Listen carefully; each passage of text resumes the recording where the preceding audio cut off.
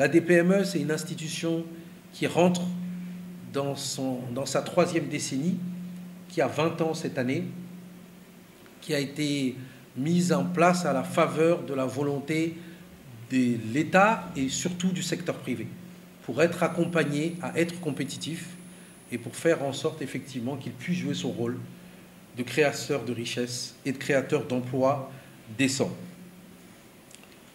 Notre défi, c'est cette année et cette décennie de changer d'échelle. Nous disposions d'un budget de 300 millions en 2002, la première année, de 400 millions en 2012, lors de notre 10e année, de plus de 12 milliards en 2022, cette année, soit 40 fois plus que ce qu'il y avait lors de notre création, 30 fois plus qu'il y a 10 ans, 10 fois plus qu'il y a 5 ans. Mais c'est encore insuffisant. Parce que notre objectif, ce n'est pas de faire, c'est de faire faire. Permettre aux formateurs, permettre aux consultants, permettre aux chambres de commerce, permettre aux acteurs qui accompagnent les PME d'être en capacité de fournir à tous les entrepreneurs l'accompagnement dont ils ont besoin. L'outil formalisé Votre entreprise va nous permettre de renforcer les outils dont nous disposons déjà et qui sont des outils éprouvés et qui sont efficaces.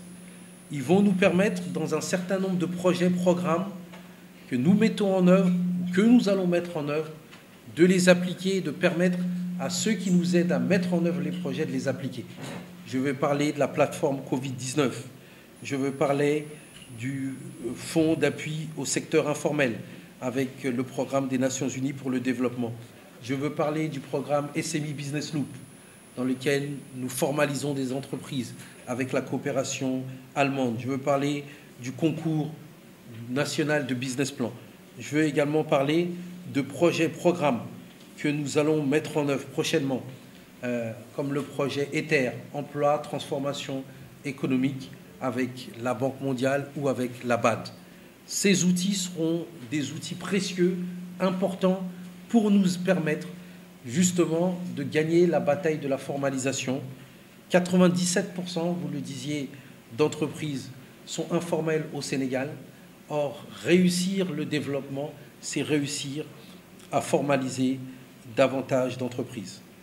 Donc cette cérémonie représente enfin pour moi une excellente occasion pour remercier tous ceux et celles qui ont pris part à cette rencontre, notamment l'UNACOIS, les chambres consulaires, bras armés s'il en était de l'accompagnement des entreprises, maison naturelle des entrepreneurs, qu'ils soient dans le domaine de l'artisanat ou dans le domaine du commerce et de l'industrie, l'ANPEJ, les CGA, le secteur privé, le CEDES en particulier, pour leur participation ici à cette première cérémonie et à cette première session de formation.